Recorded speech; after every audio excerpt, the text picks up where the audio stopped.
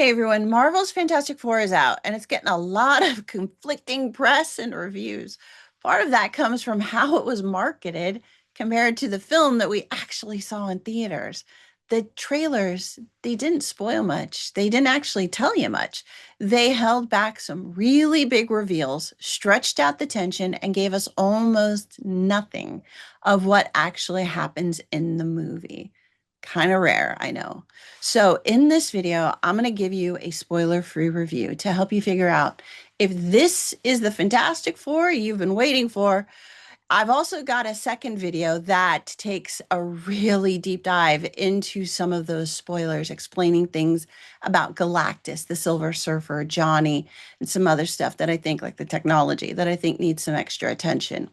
All right, so the Fantastic Four picks up about 4 years after Reed Richards, Sue Richards, Jonas Storm, Ben Grimm, also known as the Thing, return from space where they were hit by this cosmic wave that gave them superpowers. But what really changes their lives isn't the superpowers. It's the fact that Sue's pregnant. After years of trying, she and Reed thought they would never have a baby, and now here she is pregnant.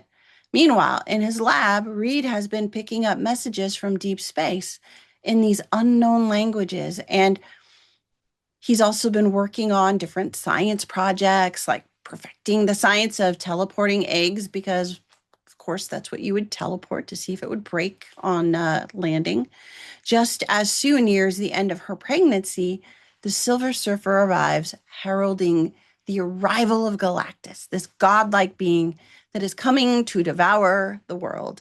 And there's nothing they can do about it. They can't stop him. And so she leaves and tells the people of Earth to cherish their final moments together, because that's pretty much all they have. That's all she can tell them, all she can give them, and she leaves. When Johnny tries to stop her, she says something sad and with warmth in her native language to him. And Johnny realizes that he has heard those words before in Reed's recordings. The connection between the Silver Surfer, Galactus, and all those messages points to devastation, and the team sets off to confront the threat. Along the way, they discover that Galactus doesn't just want to consume the planet, he wants their baby. There's a lot to like in Fantastic Four. The core premise that this unstoppable force demands the life of a newborn child in exchange for sparing the world is both terrifying and emotionally rich. It gives the team something deeply personal to fight for against that unstoppable enemy, something that's hopeless. And the film doesn't shy away from that.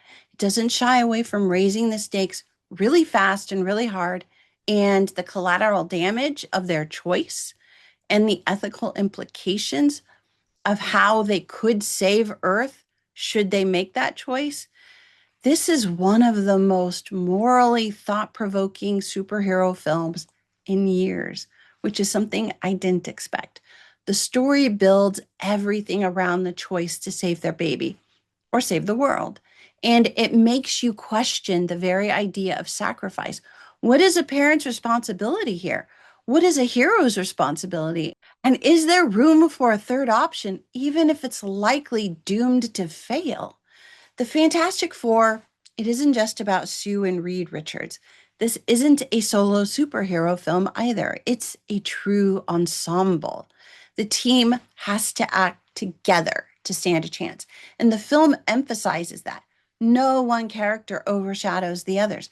And that's one of its biggest strengths, because it's made it clear from the start that they rise and fall together. They are a family. The best thing about the Fantastic Four is that it is a family-first film. I can't remember the last time I said that about a superhero movie. It's about love. It's about sacrifice. It's about choosing each other over and over again, even when the world is turning its back on you. It doesn't throw in artificial drama just to heighten tension. It doesn't rely on gimmicks, and it doesn't push political or social agendas. This ain't woke. Like, there's nothing woke about this film. This isn't anti-woke either. There's no girl boss trope. There's no preachy undertones. There's no forced messaging.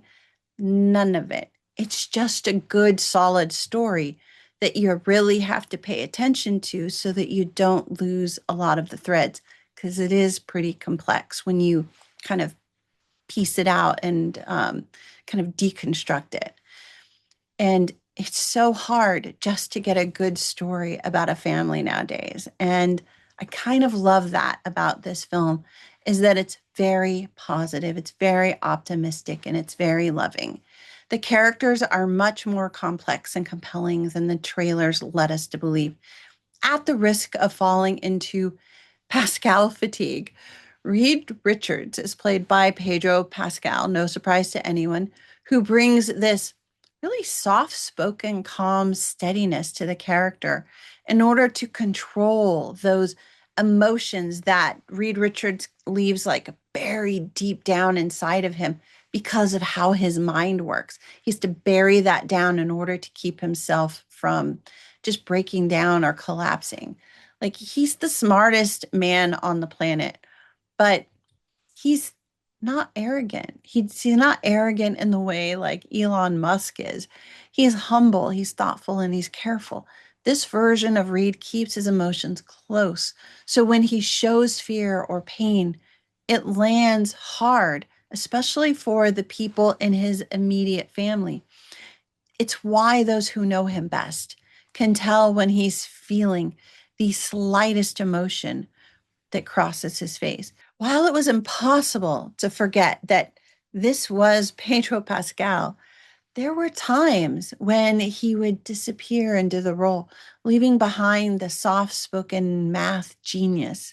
Pedro Pascal did a pretty decent job with this role. And I appreciate that there were moments where I kind of lost sight of him and was able to see the character.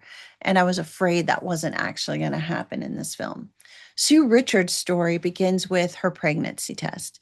And in her expression at seeing the result, that really sets the tone for everything that follows. She's not a caricature of a female, and she's not a caricature of a mom either.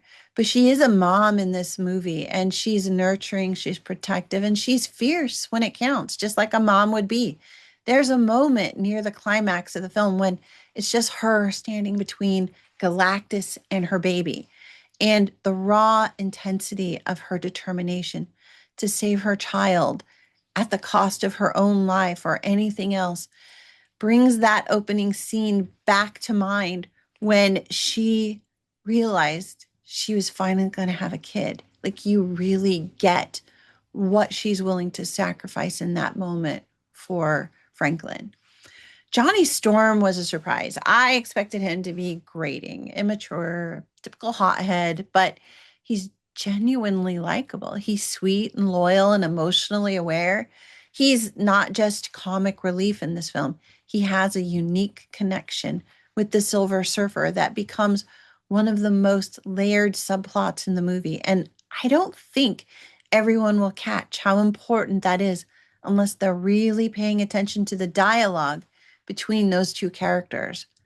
Then there's Ben Grimm, the thing. He's steady, he's grounded, he's deeply loyal as well, and you can feel his love for the team, but he also has this desire for something more for himself, for someone to love him beyond his hard, rocky exterior. His story is poignant, even if it doesn't get as much screen time. You feel his quiet ache. It adds a lot of emotional weight to the film. It really makes him a strong character here. And then, of course, there's a Silver Surfer. And honestly, I think this character deserves more credit than she's getting because of all the flack she's getting because of the CGI, which honestly isn't that bad. It's really hard to make a shimmery silver creature or person on screen. They could have done it a little better, but it's not that bad either. Some people are really hung up on the gender switch, but I don't think that's important either. What matters is that this version of the Silver Surfer is layered, conflicted, and haunted by her backstory, which is scattered throughout this film. She clearly has a past with Galactus. And if you're not paying close attention to what she says and what she doesn't say, you'll miss those deeper meanings behind her actions. She's one of the most interesting characters in the movie because of that. And I'll talk more about that in my spoiler review as well. This movie is visually beautiful. The retro futuristic aesthetic, the 1950s design influence, the color palette, the textures, all of it.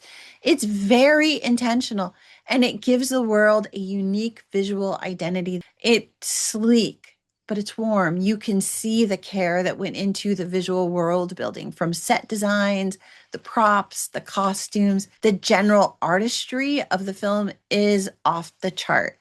As for the effects, most of them are excellent. Some of them, okay. There are a few small issues, of course, but that there's nothing that really breaks the spell, the visual spell of this film.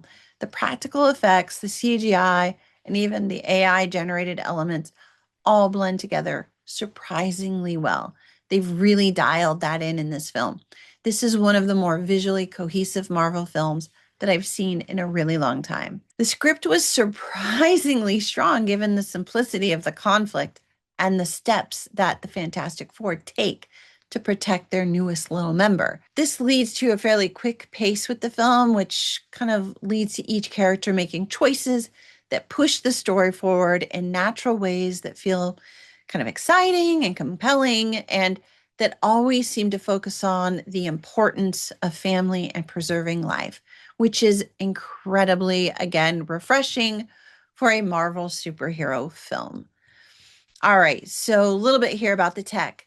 This is where some people are going to struggle. If you need your science fiction to operate like real world science, or at least close to real world science with some probability thrown in, you're going to have a hard time. There are some things here. There are some moments where it feels a bit more like magic than science, and that's a stretch even within a comic book world and comic book logic.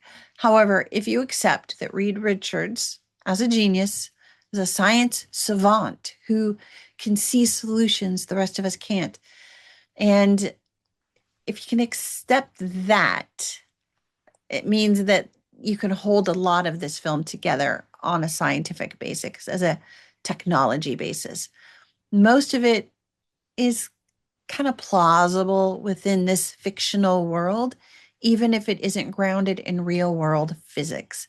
There are a few moments that push even the comic book science limits, but overall, the science and the technology issues weren't too much of a problem, with the exception of two big things that I'm going to cover in my spoiler review. Don't want to ruin anything here. So, is Fantastic Four worth the price of a ticket? For me, it was. The film isn't perfect, and it has more than a few big issues, especially with the science, but overall, it is a very strong start to the next set of MCU films. And I gotta say, it's a great film for the whole family. And I think the kids are going to like it a lot. If you're someone who just doesn't like Marvel or Disney, and if you have just had it with Pedro Pascal for a while, or if you just don't like superhero films, there's nothing in this movie that will change your mind. I think most people who aren't going to like this already know that they probably won't like this. However, I think that a majority of people going to the film are going to have fun. I think if you can let go, just enjoy the story, you'll actually have a good time with this one. Thanks for checking out this spoiler-free review, everybody. I hope it helps you figure out if this is a film for you that you want to see in the theaters or on streaming, or if you kind of want to skip it. Any choice, it's up to you. If you want to get into the deeper spoilers in the film, like Galactus's backstory, which I don't get into here, the Silver Surfer's arc, and the tech problems, and some of the logic leaps, be sure to check out my Fantastic Four spoiler review, because that's all in there. And if you have any non-spoiler questions or comments, join me down in the comments here. Let's chat. Let's talk about this video. Let's talk about the review. Let's talk about the movie. And while you're here, please do give this video a thumbs up, subscribe, and share it with a friend if you think it might help them decide if this is a film for them or not. That's it for now. I'll see y'all again soon. Until then, happy viewing. Bye, everybody.